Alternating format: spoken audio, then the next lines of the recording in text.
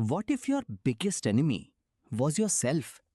Fight club सिर्फ fighting की movie नहीं है, ये मॉडर्न लोनलीनेस की स्टोरी है। एक ऐसी दुनिया की जहां लोग सक्सेसफुल तो दिखते हैं, लेकिन अंदर से कंप्लीटली एम्प्टी फील करते हैं।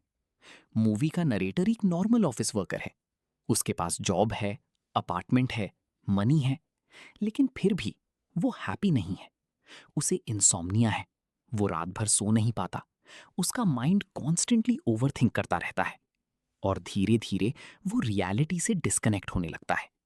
उसे लगता है जैसे उसकी लाइफ का कोई मीनिंग ही नहीं है। और इसी इमोशनल एम्प्टीनेस से टाइलर डर्डन बॉर्न होता है। एक इंसान नहीं, एक डेंजरस आइडिया। नरेटर की लाइफ कंप्लीटली रूटीन बन चुकी थी। सुबह ऑफिस, रात अपार्टमेंट और बीच में सिर्फ फेक हैप्पीनेस। हर दिन वो सेम कंप्यूटर स्क्रीन देखता था, same meetings, same fake smiles. उसकी लाइफ मशीन की तरह चल रही थी।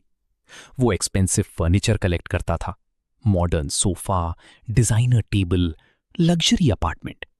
उसे लगता था मटेरियल थिंग्स उसे हैप्पी बना देंगी, लेकिन रियलिटी कंप्लीटली डिफरेंट थी। जितनी ज्यादा चीजें वो खरीद रहा था, उतना ही ज्यादा एम्प्टी फील कर रहा था। मूवी एक इंपॉर्टेंट लाइन बोलती है, the things you own and up owning you. यानी मॉडर्न सोसाइटी ने ह्यूमंस को कंज्यूमर्स बना दिया। हम प्रोडक्ट्स खरीदते खरीदते खुद को लूज कर देते हैं। नरेटर भी एग्जैक्टली वही फील कर रहा था। उसके पास कंफर्ट था, लेकिन पर्पस नहीं था। और जब इंसान पर्पस लूज करता है, तो अंदर डेंजरस एम्प्टीनेस क्रिएट होती है। इसी लोनलीनेस की वजह से वो सपोर्ट ग्रुप्स ज्वाइन करता है। वहां वो ब्रोकन लोगों के साथ बैठकर रोता है और फर्स्ट टाइम उसे इमोशनल रिलीफ फील होता है। क्योंकि कभी कभी हम सिर्फ इतना चाहते हैं कि कोई हमारा पेन नोटिस करे। फिर नरेटर की लाइफ में टाइलर डर्डन एंटर करता है। Confident, fearless, free. टाइलर वो सब कुछ था जो नरेटर बनना चाहता था। नरेटर पहली बार उसे एयरप्लेन में मिलता है और instantly Tyler completely different feel होता है। उसे सोसाइटी के रूल्स की परवाह नहीं थी। वो एक्सपेंसिव लाइफस्टाइल को फेक बोलता था। उसके अकॉर्डिंग मॉडर्न मेन वीक हो गए हैं, इमोशनली नम्ब, लॉस्ट और पर्पस के बिना।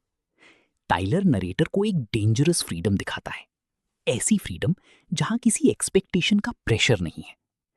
फिर नरेटर का अपार्टमेंट सडनली एक्सप्लोड हो जाता है और उसके पास सब कुछ खत्म हो जाता है। उस मोमेंट के बाद वो टाइलर के साथ रहना स्टार्ट करता है। दोनों एक ब्रोकन अबैंडन्ड हाउस में शिफ्ट हो जाते हैं और वहीं से फाइट क्लब बॉर्न होता है। एक अंडरग्राउंड क्लब जहां मेन फिजिकली फाइट करते हैं, लेकिन रियलिटी में वो सिर्फ फाइटिंग नहीं कर रहे होते, वो इमोशंस फील करने की कोशिश कर रहे होते हैं। Pain, anger, reality.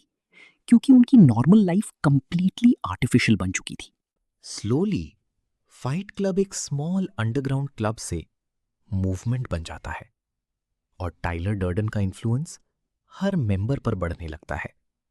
लोग उसे लीडर की तरह देखने लगते हैं। टाइलर के अकॉर्डिंग मॉडर्न सोसाइटी ह्यूमंस को स्लेव्स बना रही थी।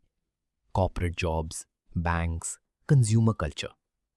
उसे लगता था अगर सिस्टम डिस्ट्रॉय हो जाए तो ह्यूमंस फाइनली फ्री हो जाएंगे। और इसी आइडिया से प्रोजेक्ट मेहम स्टार्ट होता है। एक सीक्रेट ग्रुप जो केओस क्रिएट करता है, बिल्डिंग्स डैमेज करना, पब्लिक डिस्ट्रक्शन, फियर स्प्रेड करना। इनिशियली नरेटर को ये एक्साइटिंग लगता है। उसे लगता है फाइनली उसकी लाइफ मीनिंगफुल बन रही है। लेकिन धीरे धीरे सब डेंजरस होने लगता है। फाइट क्लब ब्रदरहुड से कल्ट बनने लगता है और टाइलर कंप्लीटली कंट्रोल में आ जाता है। नरेटर रियलाइज करता है कि टाइलर फ्रीडम नहीं, केओस क्रिएट कर रहा है। लेकिन अब तक बहुत देर हो चुकी थी, क्योंकि टाइलर सिर्फ एक इंसान नहीं था, वो एंगर का सिंबल बन चुका था। और angry people easily destruction follow करते हैं। फिर मूवी एक शॉकिंग ट्रूथ रिवील करती है।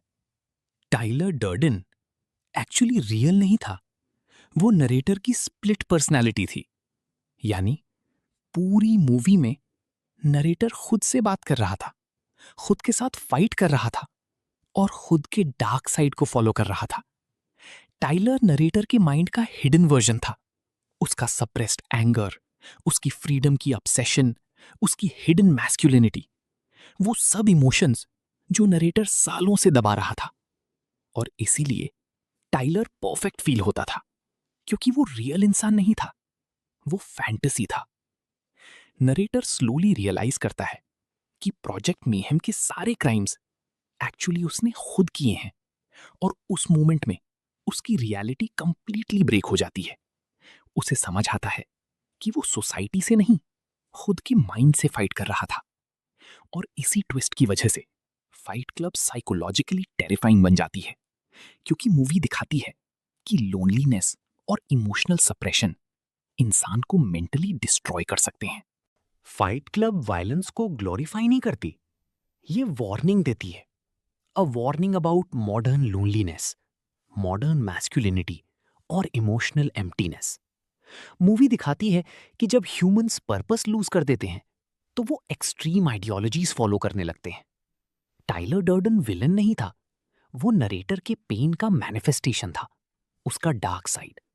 और इसीलिए फाइट क्लब साइकोलॉजिकली टेरिफाइंग लगती है, क्योंकि रियल लाइफ में भी बहुत लोग सीक्रेटली नरेटर जैसे फील करते हैं, empty, disconnected, emotionally lost. Movie का फाइनल मैसेज सिंपल है, मटीरियल थिंग्स हैप्पीनेस नहीं देती, फेक सक्सेस पर्पस नहीं देता, और अगर इंसान इमोशनली ब्रोकन फील करे तो डिस्ट्रक्शन में मीनिंग ढूंढने लगता है।